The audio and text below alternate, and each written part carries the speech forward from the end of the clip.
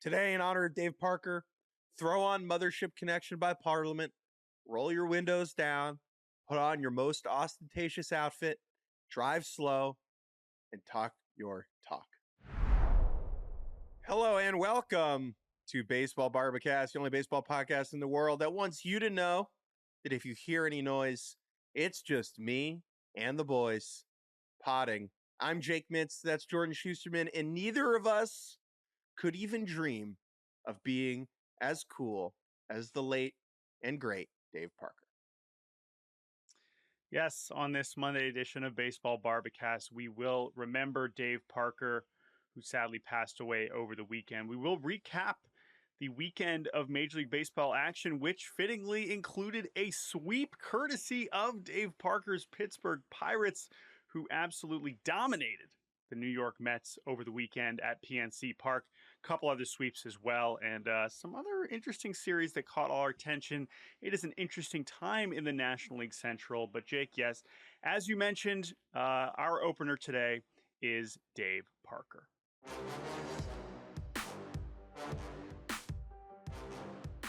The numbers don't tell the whole story here, but we will begin with the numbers: 7 All-Star games, 2 World Series championships, 3 Silver Sluggers, 3 Gold Gloves, 2 batting titles. He won a home run derby late in his career, retired with 339 taters, 2,712 hits, 40.1 career wins above replacement, a Most Valuable Player award in the year 1978. Dave Parker was a baseball icon. All of those stats, they are true, but his impact on the game from a cultural perspective was even more significant, and Parker passed away, sadly, over the weekend at the age of 74. He had been battling Parkinson's disease for quite some time.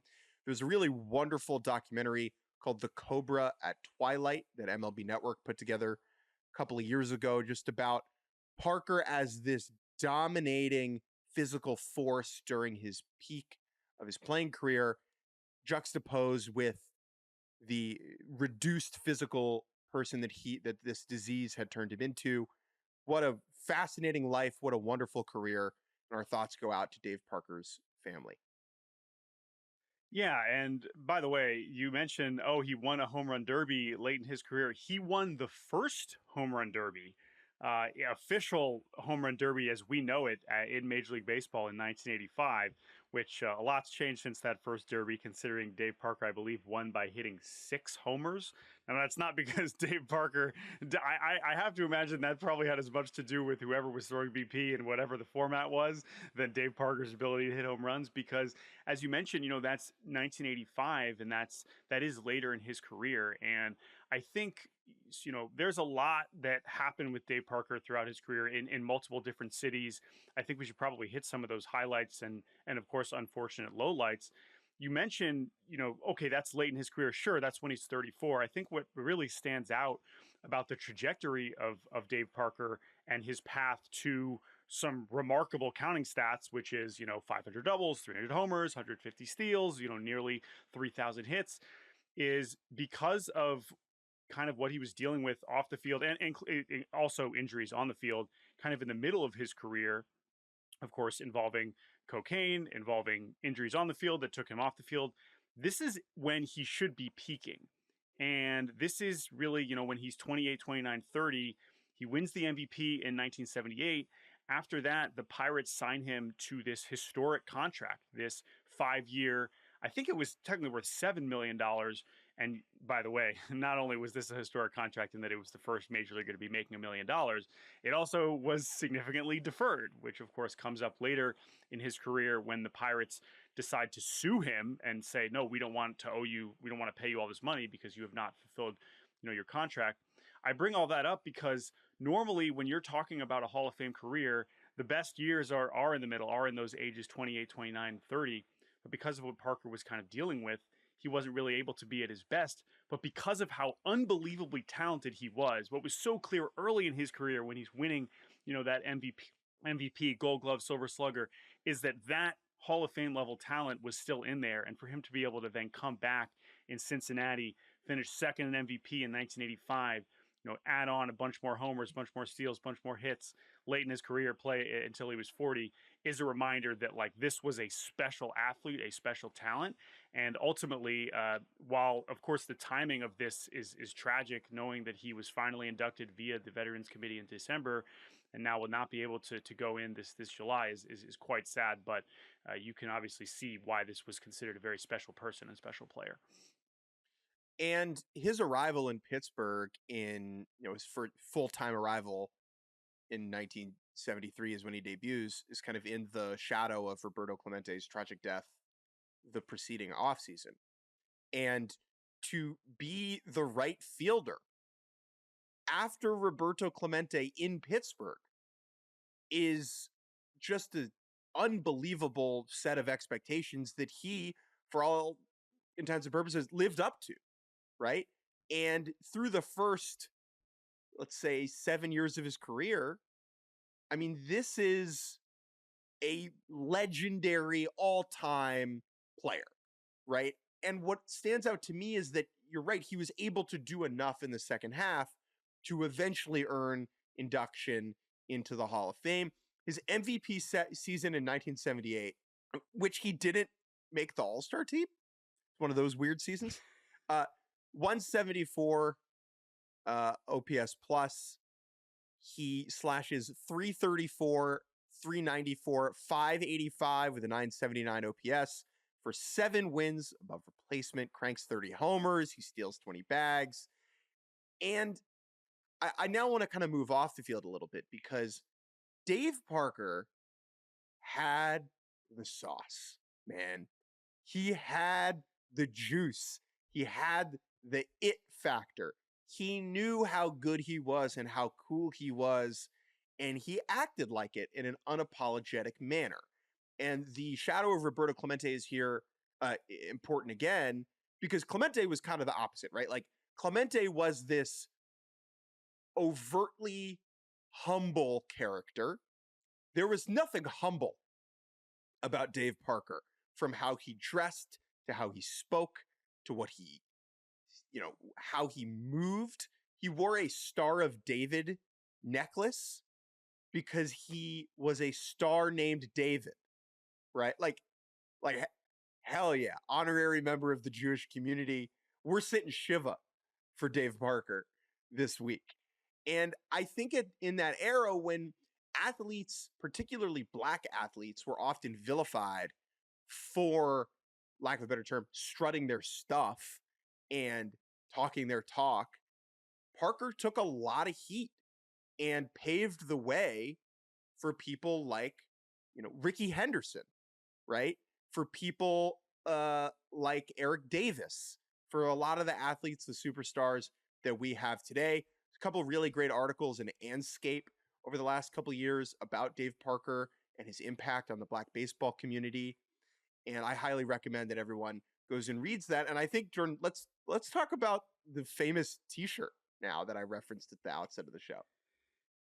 Yeah, and I think that is a good place to go, because what you just referenced is certainly an important part of Dave Parker's story. And obviously, if you're a black athlete at that time, and unfortunately even still now, you have black athletes rubbing people the wrong way in ways that is frustrating that we are still having to have those conversations. But I also think what's really cool about Dave Parker's story, and what is so apparent now, yes, he did play for several more teams later, but how well he fit in with these Pittsburgh teams, and how those Pittsburgh teams absolutely reflected and embraced what it meant to have Dave Parker on your team. Like that was such a cool thing that was entirely something that they were almost, energized by throughout his prime, because it was like, hell yeah, Dave Parker's on our team. This is the coolest thing ever. This guy's given us more confidence than we could ever dream to have.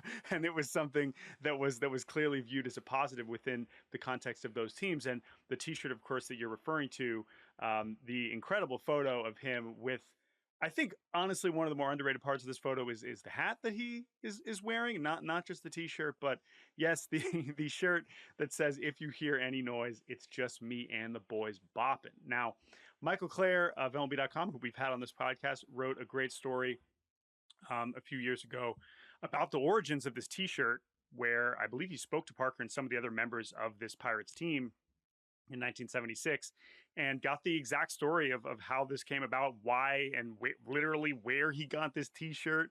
And it is a direct reference to a Parliament song called Mothership Connection, which essentially has this lyric with the minor edit at the end, calling it boppin' instead of groovin'. And it's just so great. The whole background of this, of just Dave Parker, it's such a window into just like Dave Parker's experience, and how he would, go hit a couple homers and then, take his car to the club and just, rock out to George Clinton is just like the coolest thing ever. And for him to come up and think that, like, I need this T-shirt to kind of give my teammates some confidence. They're like, yeah, guys, like, we're good. Like, yeah, we're slumping right now at the start of this 1976 season. It's fine. We rake. We bop. There's no trouble here. And so it's everything about it is great. And I encourage everyone to go read all the nitty gritty details of this story here, because Claire did an awesome job with the story. Oh, you can picture him just top down cruising through Pittsburgh, playing Parliament, heading to the club, singing along. Yeah. It's just such a badass character in our game. He's one of the players I wish I had, been alive and around to watch play, because I think as a physical force, he is something that he was one of the first of that type of player, right?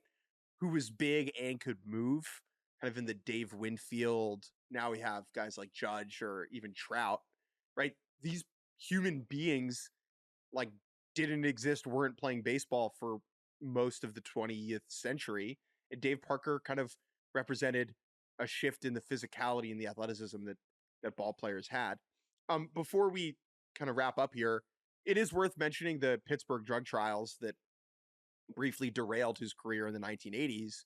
At that point in baseball history and in American culture, cocaine had, infiltrated its way into the lives of many prominent celebrities and many non-celebrities. And that included Dave Parker and a number of other ball players. These drug trials in Pittsburgh became a huge news story, where various players around the league were kind of wrapped up in this scandal, including Parker. He was suspended for an entire year, entire season, for this drug use. He ended up not serving that suspension and doing community service, and I believe paying like a pretty significant portion of his salary to like drug rehabilitation, drug education programming.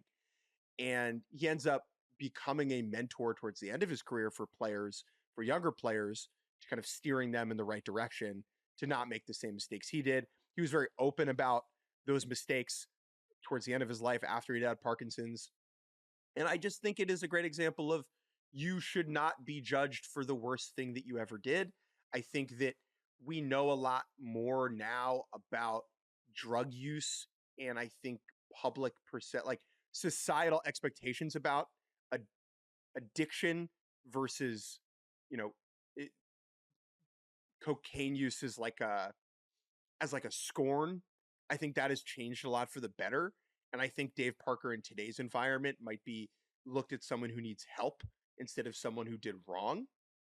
And I am happy that as time went on, like he did not get into the Hall of Fame for a long time, in large part because of the Pittsburgh drug trials. And I am happy on one hand that the Veterans Committee was able to overlook that eventually. And I am kind of saddened on the other that Dave Parker received his flowers, but did not get to plant them in Cooperstown.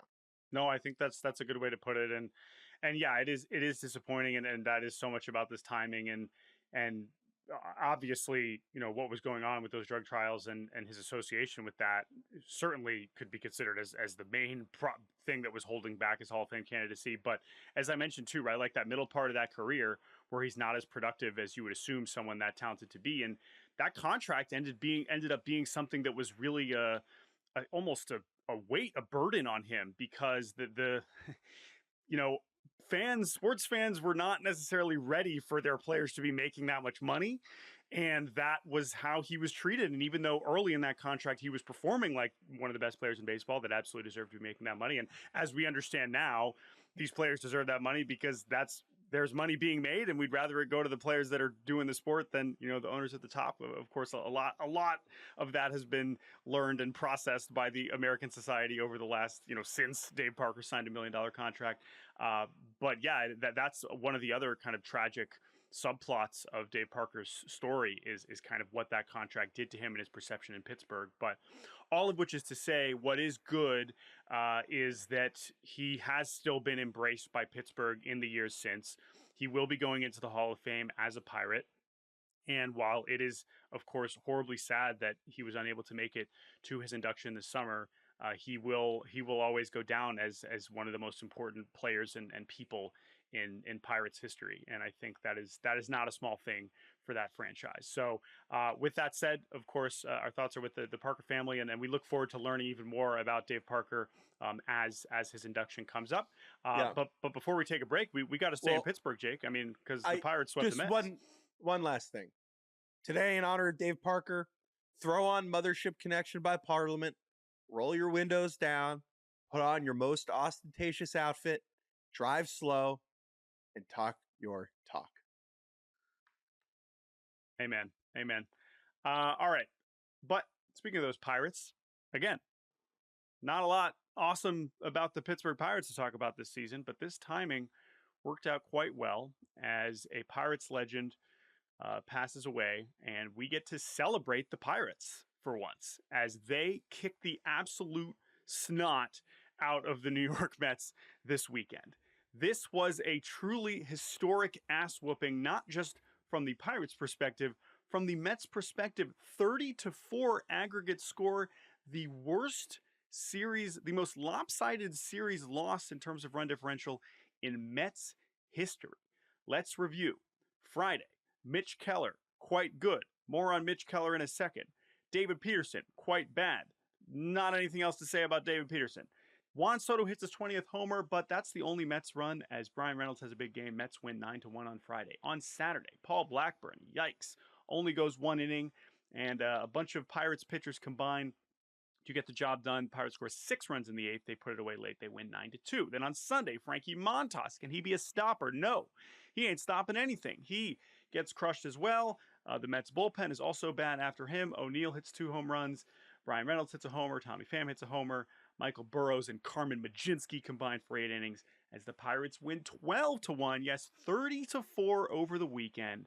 And the Mets are down bad. Now, I will say, let's do the Pirates first, okay? Because realistically, is this going to change their season? No. Have they played better under Don Kelly? Oh, no. Sorry, not going to change their season. Have they played better? Have they played better under Don Kelly at this point? Yeah, you could say so. Are they still very, very far out of a playoff spot? Yes, they are. They are 14 and a half behind the Cubs. They are still, let's see where they are in the National League wild card. They are still 12 games out of a National League wild card spot. So are we expecting this to turn the Pirates into buyers at the deadline? No, and we can talk about what selling would mean for them.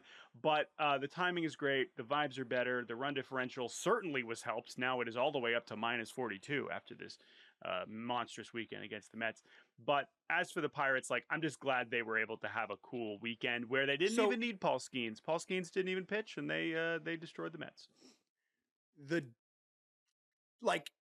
Being not awful and being just regular bad is not good enough for any franchise, particularly one that has experienced so much losing like the Pirates. However, when you are fine instead of a catastrophe, you can luck into weekends like this where all of your fans get to have a stellar couple of days going to the ball yard in the summer, drinking icy lights, and watching the Buccos kick the bejesus out of the New York Mets. That is unequivocally good. So I'm happy for Pirates fans. Let's crap on the Mets. So one thing that you kind of glossed over, which was very bizarre on Saturday, was Paul Blackburn going only 1 inning. So he throws 1 inning. There's a 90-minute rain delay, and then the Mets roll him back out after the rain delay, and predictably, he gets clobbered. This was the kind of thing that used to happen to the Mets all the time when they were suffering from perpetual Wilponitis. This whole weekend and what the Mets have been over the last week feels almost like bumbling in that way. Teams go through rough stretches. That happens. This has a slightly different smell to it. Like you said, most lopsided loss in Mets series history. They have been on the wrong side of many a lop, and that results in a players-only meeting on Saturday. All the Mets were asked, hey, what do you guys talk about? And they were like, just doing a better job. The Mets turning their season around last year after doing a players-only meeting maybe has warped everyone's brains. Like, players-only meetings don't necessarily fix anything. It's just a bunch of guys sitting, hey, we got to do better. Yeah, for sure. We got to do better. Hey, we got to keep fighting. Yeah, dude, we got to keep fighting. Cool. Love that. It's bad when the people are calling for hitting coaches to get fired. I am always tickled in the players-only meeting by the pitcher in the corner who is about to be DFA'd. Everyone knows. Like, they're there to just suck up innings. He's like, yeah, we all got to do better for the Syracuse Mets. Hey, but they're a player, which means they get to be in the players-only meeting. But yes, fans, of course, directing their anger towards hitting coaches Eric Chavez and Jeremy Barnes. Is that why Francisco Lindor has been terrible for 3 weeks? Probably not.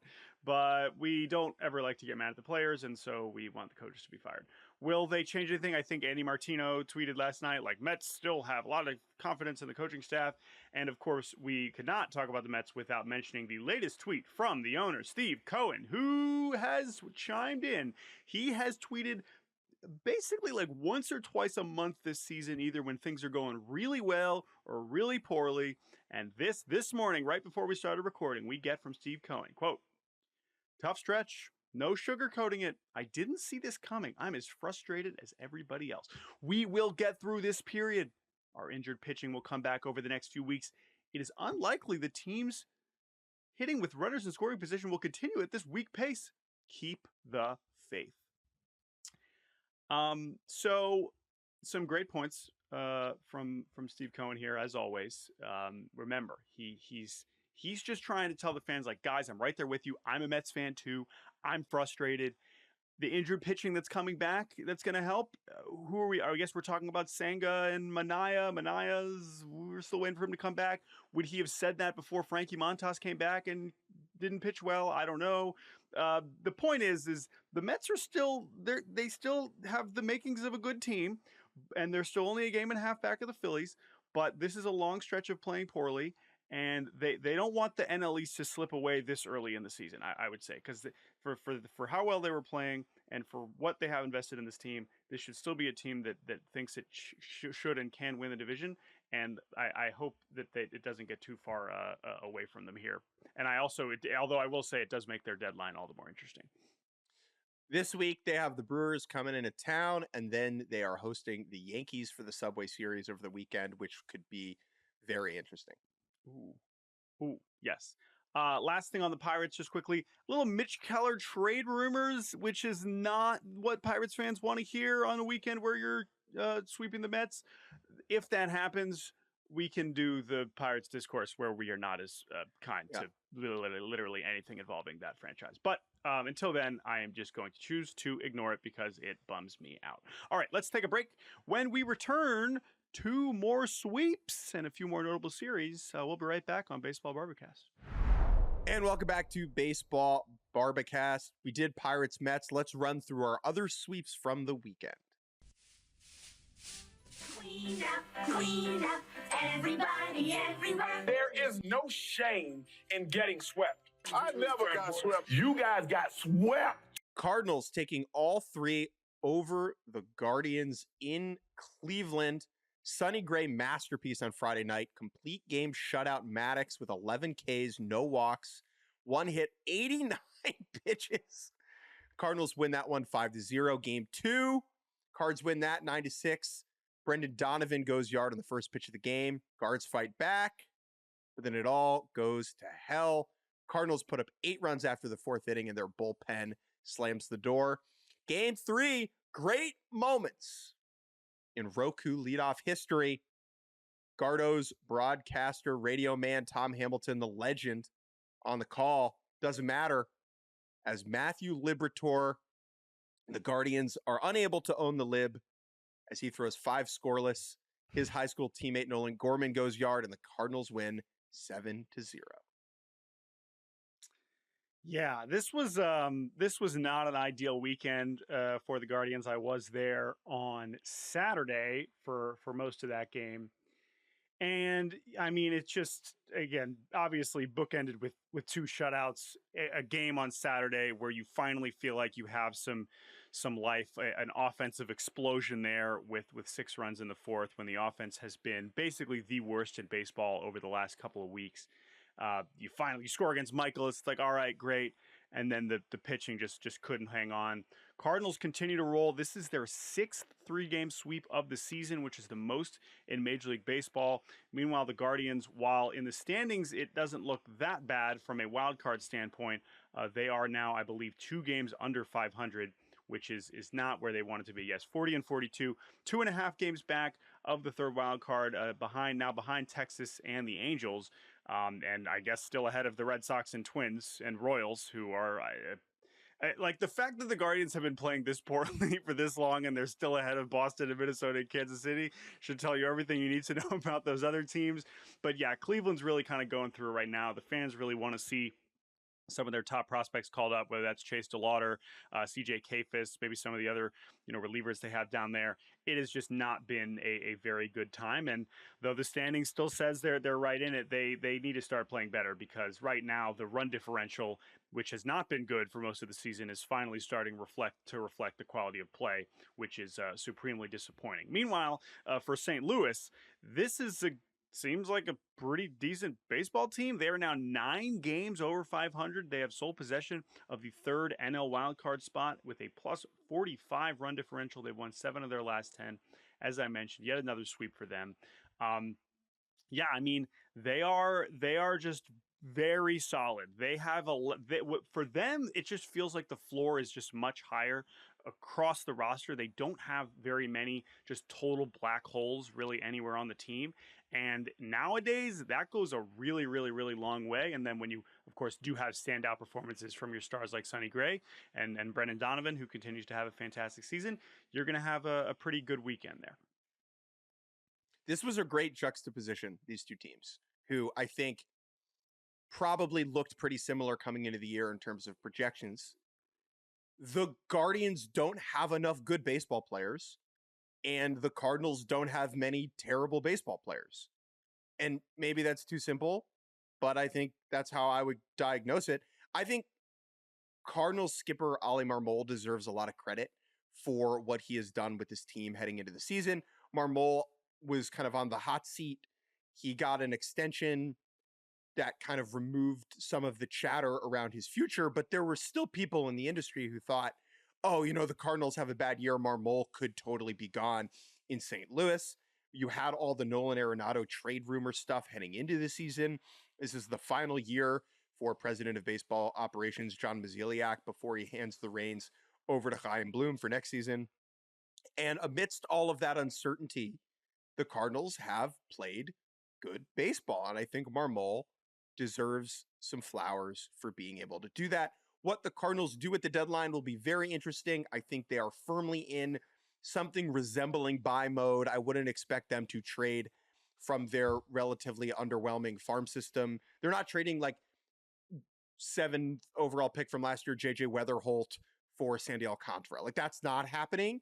But I do think this is a team that should add modestly in order to make a pitch for the playoffs. Yeah. Bring Sandy home. Is that what I'm hearing? Yeah, I would agree. I don't think that is especially likely. I think their farm's a little underrated. I think they do have some pieces to move, but to your point, I still think from an aggressiveness standpoint, I think they're more likely to kind of just roll with what they have and see where it goes. And I think that they're a decent team. But we thought, again, in an NL that is pretty stout, it is impressive that they've managed to really play their way into it being taken very seriously. Tired, bring Sandy home. Wired, bring Zach Gallen home. Speaking of Zach Gallen, the Arizona Diamondbacks. Oh, gosh. They are. And Marlins. Remember, Zach Oh, Gallen. true. We're getting the full Zach Gallo trio. All right, we have another sweep to talk about, and it is the Fightin' Fish.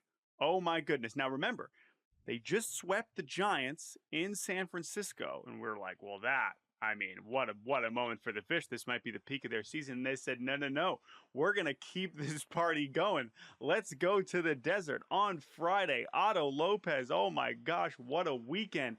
He has a huge game. We got homers from Kyle Stowers, Heriberto Hernandez. He's been fun.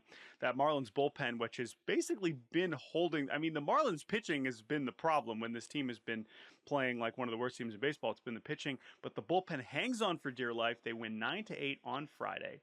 Then on Saturday, Sandy, he felt like he was starting to figure it out. Ooh, he allows 7 runs, but the Snakes cannot hold a 7-3 lead through 7 innings as the Marlins storm back, score 5 runs late. They win 8-7 in 10 innings. We go to Sunday. Eduardo Rodriguez pitches quite well. The Snakes maybe are finally like, hey, you know what? We're not losing again to these Fish. Are you kidding me? No, you are. That's actually exactly what's going to happen. 5 more runs for the Marlins in the 8th inning. More Otto Lopez magic. Marlins win 6-4. 7th straight win. 9th straight win on the road. First undefeated 6-game road trip in franchise history. What? Oh my goodness. And it is June 30th, Jake, and the Marlins of Miami are a half game behind the Braves of Atlanta. They have the same number of losses. Now, again, I do still think that says a lot more about the Braves than the Marlins, but let's keep the focus on the Fish here, as while they still are, 8 games under and have a minus 74 run differential, this is a really, really encouraging and just inspiring run for one of the youngest teams in baseball who we thought was just horrifically undermanned from a talent standpoint, but they're playing some good ball, and I gotta give some love to Clayton McCullough. This fires me up here. About a week ago, the Marlins, I think they took a series from the Braves, actually, but they did lose one of those games. And this is from Isaac Azut, who's one of the Marlins beat writers for Fish on First. He asked Clayton McCullough, the manager, how he would evaluate himself in his first 76 games as manager, first-time manager. And Clayton McCullough said C-. Now, when I saw this at the time, I was like, hell yes. This is a perfect self-assessment for a first-time manager for a rebuilding team. Because Clayton McCullough is not an idiot. He cannot say F because he knows that he does not have a team that is meant to go to the postseason. But he also is saying, you know what? We should be better than one of the worst teams in baseball. I believe in myself and my totally new staff and Peter Bendix and all the people working behind the scenes for this Marlins team that while we will not be good, we should not be this bad. And that's why he said, this is a C-. And since then, since that incredible expression of humility, the Marlins have not lost because his players are saying, you know what? We are not a C- team. We are a C team, maybe even a C+ team, and we're going to show the world. C's get degrees, baby. It's true. It's true. I listen, when the Marlins were good inexplicably 2 years ago and made an amazing run to the postseason, that was very fun. Now that team still had some like high-level veteran players playing at their best, right? Whereas now it's just like these kids don't know any better. And that's great. Like, why, if you're Kyle Stowers and Connor Norby and Otto Lopez and Heriberto Hernandez and Agustin Ramirez and Liam Hicks, you're just like, screw it. I'm in the big leagues. Let's have fun. Let's try to win some ball games and ruin some other teams' seasons along the way. And the D-backs are a great example of that, a team with great expectations who are clearly at this point playing kind of tight and not playing anywhere close to the level of talent that they have. And the Marlins are just having a damn good time. We loved Arizona's offense heading into the season. We had real concerns about the pitching staff in the rotation and in the bullpen. And this bullpen over the weekend, just a catastrophic showing. The type that I think puts the Diamondbacks closer to sell mode. Now, not having Corbin Burns for a while, and I believe Corbin Carroll is still out, right? Burns out all season with Thomas Johnson. Like, the path towards competitive baseball down the stretch in the second half and making the playoffs, it looks bleaker. The margin for error is much smaller. And the likelihood that this team sells at the deadline is higher because they have pieces, expiring contracts to trade. Josh Naylor, Zach Gallen, Eugenio Suarez. They could get a haul for those types of guys in a seller's market. And if the Diamondbacks do decide to sell, it'll really drastically change what the deadline looks like. And I think that just keep an eye on them, man. Like, this is a really bad series loss, really disheartening for a team that had really big expectations. Yeah, and last thing on the Marlins. Hey, Twins, if you think you're going to turn your season around rolling into Lone Depot this week, think again. Another thing coming. These fish have something. These fish have something else coming for you, because they are just a delight to watch. So keep going, Marlins. Keep making us proud. All right, Jake. Those are the sweeps. Now it's time to go around the league.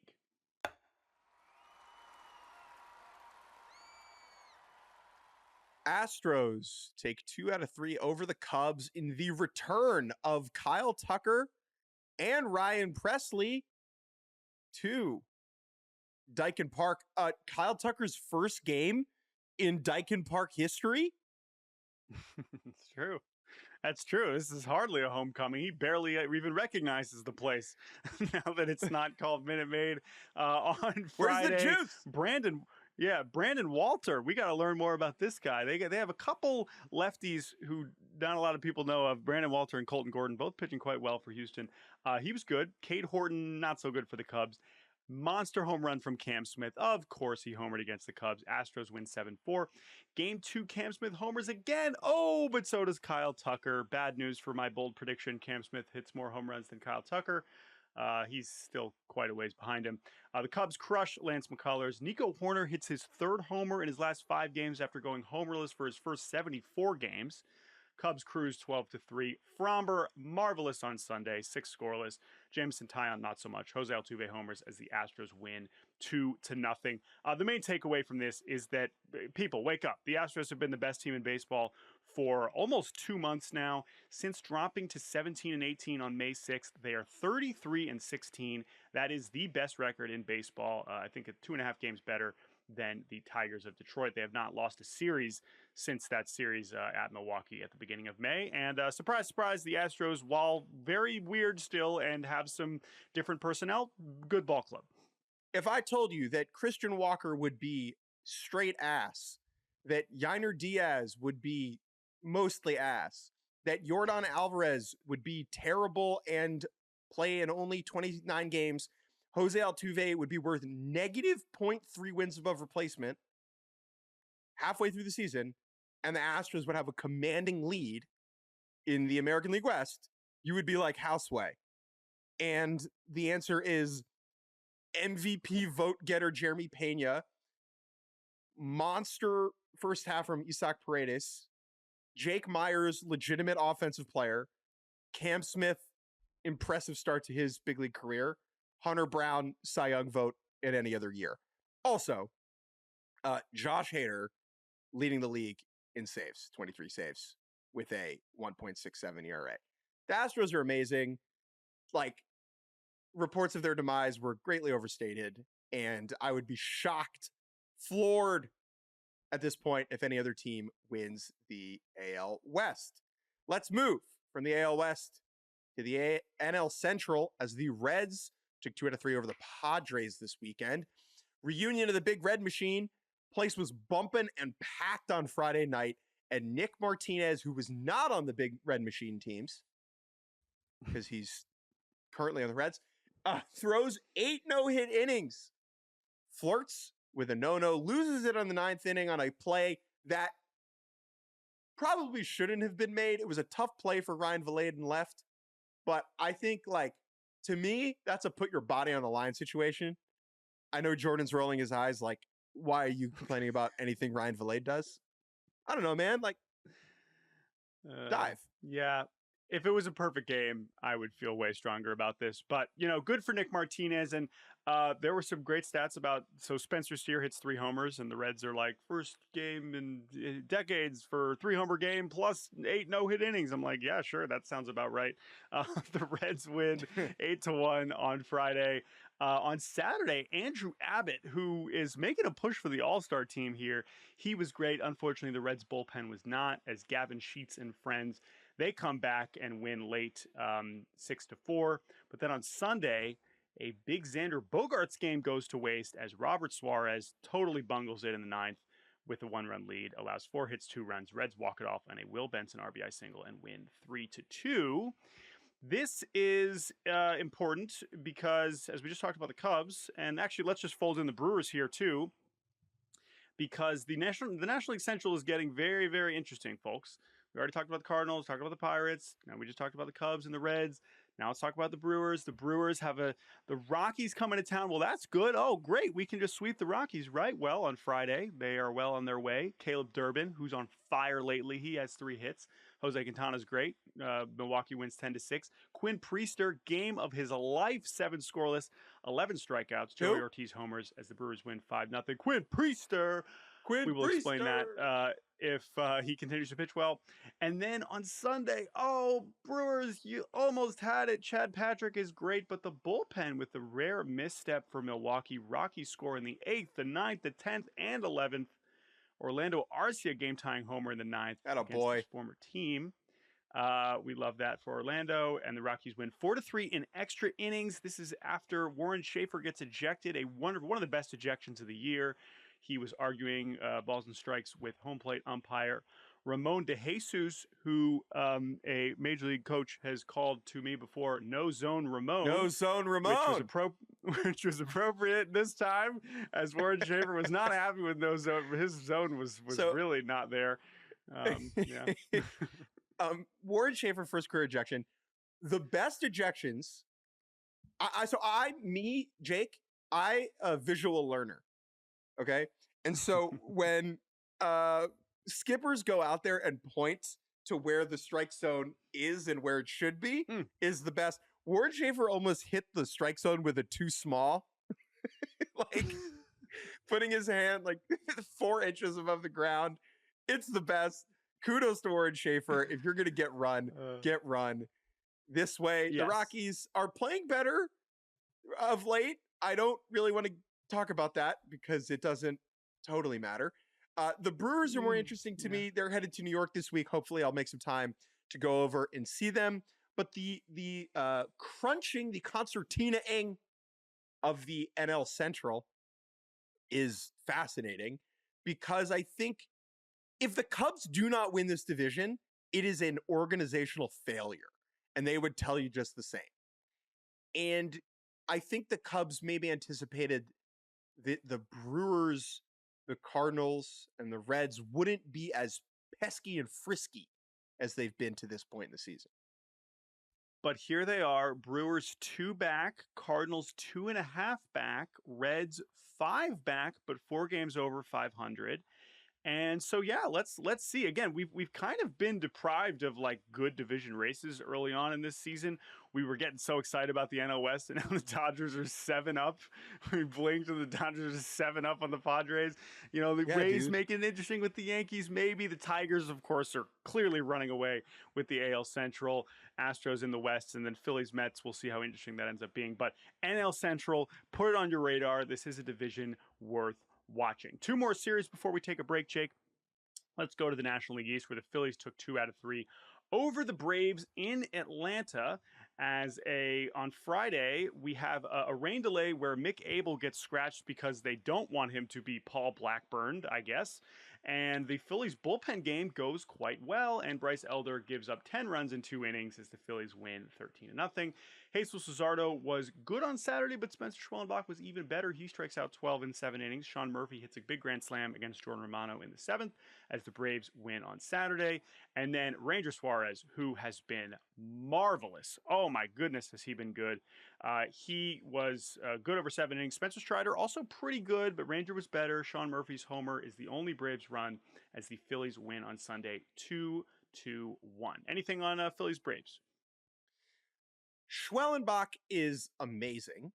Did you know that he leads baseball in innings pitched? I knew he was up there, and I think I noticed that a couple weeks ago, and I was like, this is ridiculous. Like, so many things about the Schwellenbach come up are kind of hard to wrap your mind around. We talked about him a lot last season, but yeah, he deserves a lot more love, especially if he ends up at the All-Star game in Atlanta, which would be deserving. And he's a little bit throwback where like he has swing and miss stuff, but early in games, especially against the bottom of lineups where hitters are less likely to do damage, he is so good at kind of navigating those windows with soft outs, especially for a guy who has not been a full-time pitcher for more than 4 years. And this is the amazing thing about Schwellenbach. So, right, like to your point, like normally when it's like, okay, let's take this athlete, let's put him on the mound, his stuff's going to tick up and we're going to hope that he just becomes a major league pitcher because his stuff's going to be so good and he's going to throw so hard and he's going to have this nasty stuff. And like, that's all mostly true. The fact that he has the third lowest walk rate in baseball with this amount of like full-time pitching experience is I mean, just amazing. I mean, that is a spectacular development for him and for the Braves, that as bad as the season has been, he is just a huge win for that entire organization. We also had a silly story with the Phillies where Max Kepler, their outfielder, I believe he's been playing mostly left field, is unhappy with his lack of playing time against left-handed pitching. Now, Max Kepler, respectfully, my German brother, we can't be complaining about playing time when we're a 0-win player, when our OPS plus is 85 overall, when your OPS against lefties is 608. And Rob Thompson, Phillies manager, was essentially like, deal with it, buddy. He said it kinder than that, but he was like, look, it's hard. If you think taking days off is going to screw with your timing and your rhythm, then it will. And you have to be able to overcome that as a big league hitter. And he still started Kepler, I believe, like 60 some games this year. And yeah, it was just odd to see a player like complain about playing time in that manner when he's getting $10 million to be a 0-win player. And the Phillies are winning, right? So this is another situation where it's just like, not that everyone is not looking out for their own career at all situations, and I get that. Sure. But I guess he's thinking like, well, this was going to be a big season for me, and I was going to make even more than $10 million next year. It's like, that's all fine.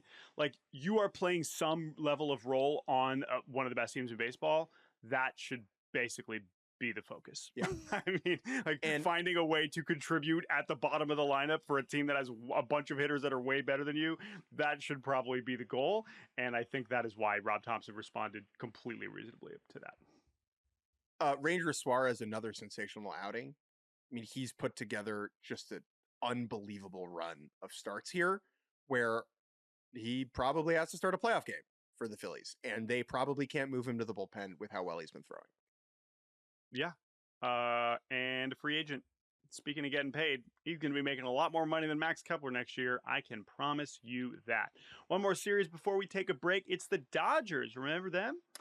Shohei Ohtani had an interesting weekend. He hit his 29th home run on Friday, and the Royals tried to come back late. Oh, this moment was so funny and so sad as the Royals are rallying against Tanner Scott, and our good friend Jake Eisenberg, who's probably listening to this. Sorry I didn't text you about this, Jake, but my gosh, this was so funny.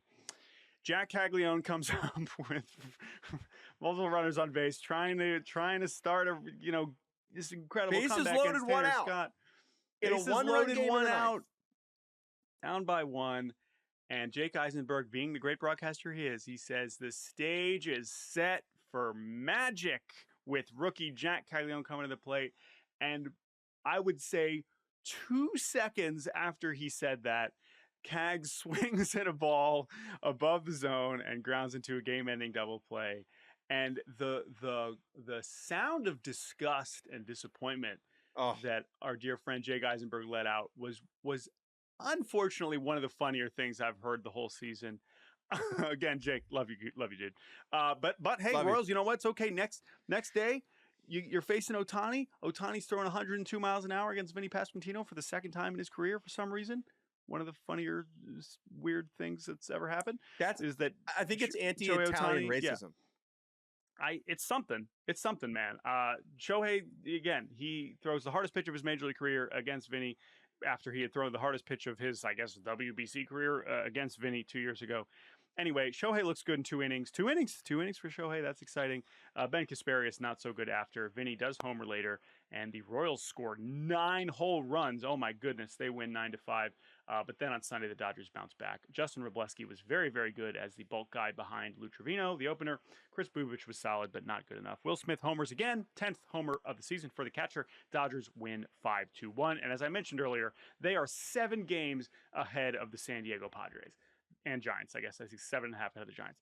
Like, what the hell? We were Dodgers, okay, they got this gauntlet. All these NL West teams are finally playing them. They won all those series, and now they win another one in Kansas City, and it's like, all right, never mind. I guess they are going to get back to winning 100 games and running away with this division. So, still not perfect with LA. They still have some issues, but they are clearly way better than the teams in their division, and credit to them for doing that. All right, Jake.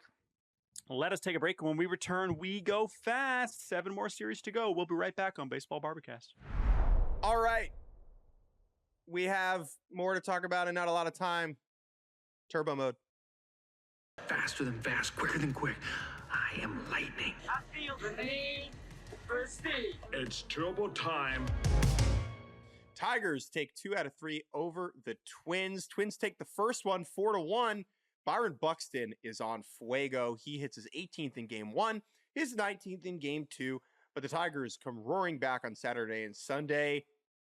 Sunday Night Baseball, Tarek Skubal on the big stage. What a freaking boss. Punches out 8 of the first 9, 7 scoreless, 13 Ks, 1 hit, 1 walk on 93 pitches.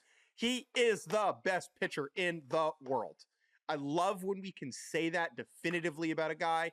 It feels like for a while we couldn't because DeGrom was always hurt and Scherzer and Verlander got old and Kershaw got old and you just weren't sure.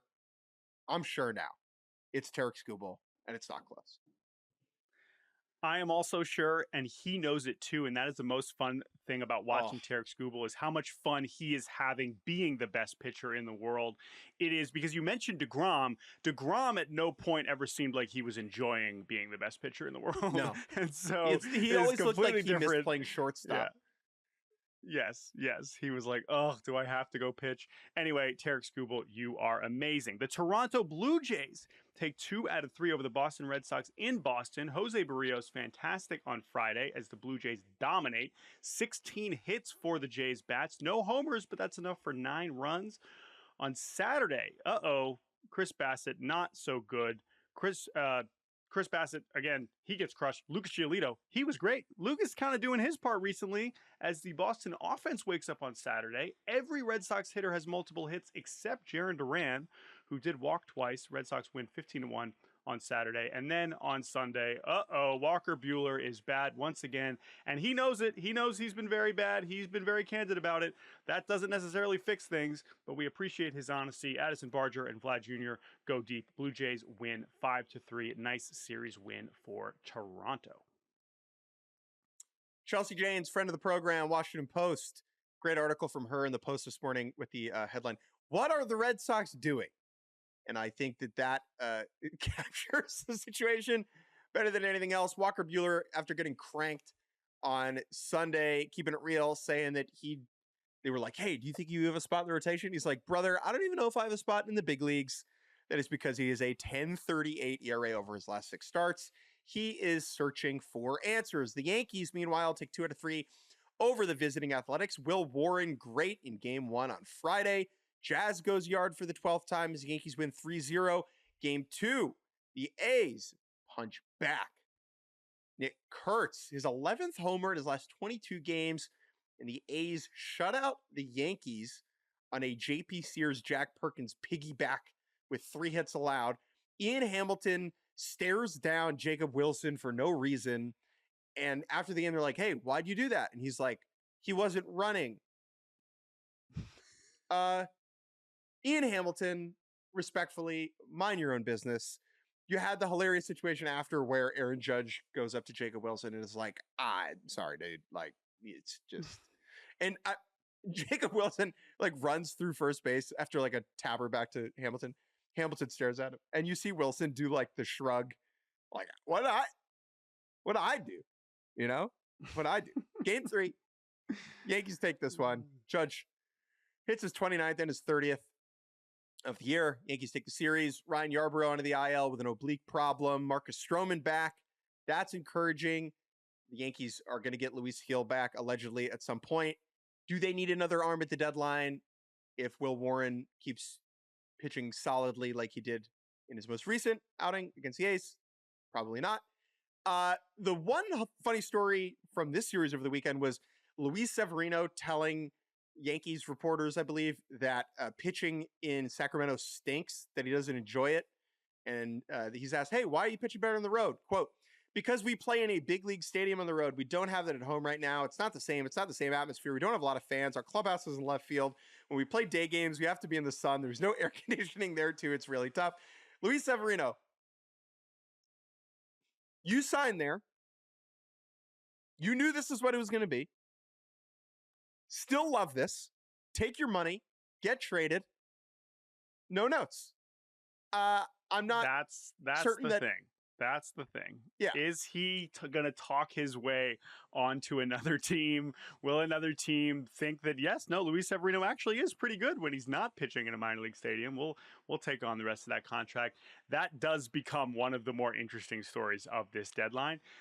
Severino's like, yeah, we all feel this way. I'm just the only one saying it. I just also happen to be the highest paid player on the team. So is this good or not? I don't know, but I am curious to see what team he is pitching for in August. Let's go to Texas, where the Mariners take 2 out of 3 over the Rangers. All 3 of these games go to extra innings. On Friday, the teams combined to go 7 for 43 with runners in scoring position. Ugh, what an absolute slog. Mariners win that one in 12 innings. On Saturday, the Rangers come out on top as the Mariners cannot score late. Marcus Semien walk-off single against Andres Munoz. And then on Sunday, another game goes to extras. We go to the 12th again. Mitch Garver, nice little revenge game with 4 homers and an RBI. Mariners win 6-4. Other news from the weekend, we have full confirmation that Cal Raleigh will indeed be doing the home run derby, which is great. However, it seems he's forgotten to hit home runs. He's gone 6 whole games without hitting a home run. Is everything okay, Cal? I'm starting to get worried. They should trade him for Eric Bedard. Speaking of, the Orioles take 2 out of 3 over the Rays. Game 1, Tomoyuki Sugano, who it took a bit of time, Jordan. He was good to start. I was so low on this guy after seeing him in spring training, and it's aging well. He allows 7 runs and gets the win because Ryan Pepio and the Rays bullpen get obliterated. They put up 22 runs in stat pad against position player pitching Jose Caballero. Kobe Mayo, first career home run, comes off of Caballero. Second one this year, right? Didn't Dalton Rushing have his first career homer off a position player as well? Mayo hits it, kind of like turns to the dugout. He's like, yeah, I guess it counts. Game 2, Zach Littell really good. Zach Eflin not good. His trade stock has kind of dwindled a little bit. Jonathan Aranda, 467 towards the warehouse. Rays win 11-3. Game 3, Dean Kremer. He's great. Colton Cowser robs Danny Jansen of a homer. The Orioles win 5-1. The Orioles have been better. That is a fact. Have they been good enough? Unclear. They are still 12 back in the division. They are 9 games under 500, 7 back in the wild card, but there is a cornucopia of teams ahead of them. They're only 4 back in the Red Sox. I think the most likely thing is the Orioles sell. However, they have put themselves in a position where I think they can. There's a path. I don't think it's one they will walk on, if that makes sense. I still think it is more likely that they sell than the Diamondbacks, but we'll see. Both of those teams have a whole lot of guys that they could trade. 2 series left. The White Sox. Oh my goodness. I guess I'm seeing this correctly. The Giants lost consecutive series to the Marlins and the White Sox. Yikes, Giants. Now, the Giants win on Friday. Landon Roop is very underrated. I quite like Landon Roop. They win 3-1 on Friday. But then, White Sox shut them out on Saturday. Adrian Hauser, 7 scoreless. Benintendi goes yard. Grant Taylor, he is nasty. If you haven't watched Grant Taylor yet, I recommend you change that. And then on Sunday, the Giants waste a good Justin Verlander start. He goes 6 strong innings. He has still yet to win a game in 13 starts for the Giants. At least record the win. And I'm sure Justin Verlander cares about pitching wins, so that is not a small thing. White Sox score 4 in the 7th. I would say no one cares more. Jonathan Cannon. Like, yeah. That's the whole point, kind of Justin Verlander right now. But he does not get that dub on Sunday as the White Sox win 5-2. Last series of the weekend, the Nationals over the Angels. This one was messy. Predictably, very, very, very messy.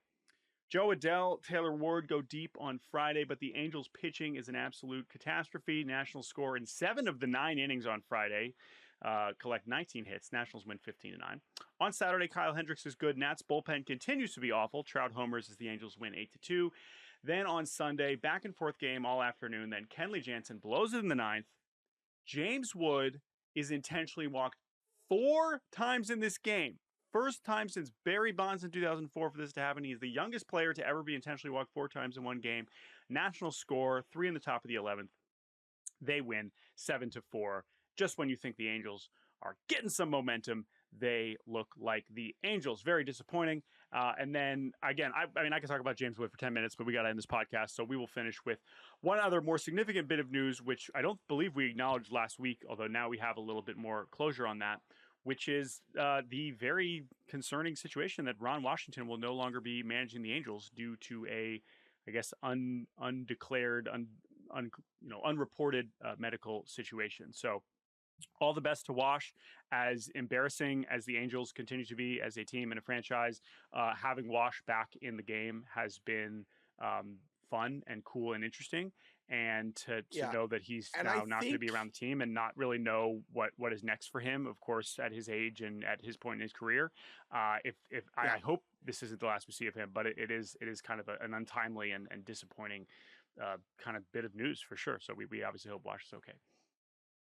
I also think he's done a good job this year. Like, he'll say some wild stuff and they do some weird things, but the team is playing better than we thought they would. And I think whether it's Ron Washington or any other number of reasons, they seem to believe in themselves beyond the level that they should believe in themselves, if that makes sense. And, I've been fortunate enough to sit in a room with Wash and Eric Young while they smoke, cigars and cigarettes and listen to them teach me things about baseball. And I have learned very much from him, and I hope he is feeling better and stays as healthy as possible for the rest of the season. And we see him in the dugout at some point again in the future. The Nationals finished what I will call, Jordan, their church versus state road trips against the Padres and the Angels. Yeah, well, I guess the Nationals, it's just funny. Like this series went pretty much exactly as you would have expected. Clayton McCullough, Marlins manager, giving himself a C-. What would Davey Martinez give himself, the Nats manager? Right? Like A+, probably. It's not the coaches. Never the coaches. Not the coaches. We're killing it. We're working our ass off. A+. A+ for Davey. A+. Hey, where's your World Series ring, Clayton McCullough? Oh, you have one with the Dodgers? Okay, but you weren't the manager then. All right. Okay. Sorry, Nationals. We're done. That's it. Garrett Crochet, Chase Burns tonight. Holy crap, excited to watch that. Max Scherzer, Carlos Rodon, also good. Not as good as Garrett Crochet, Chase Burns. Reds versus Red Sox. Looking forward to that series.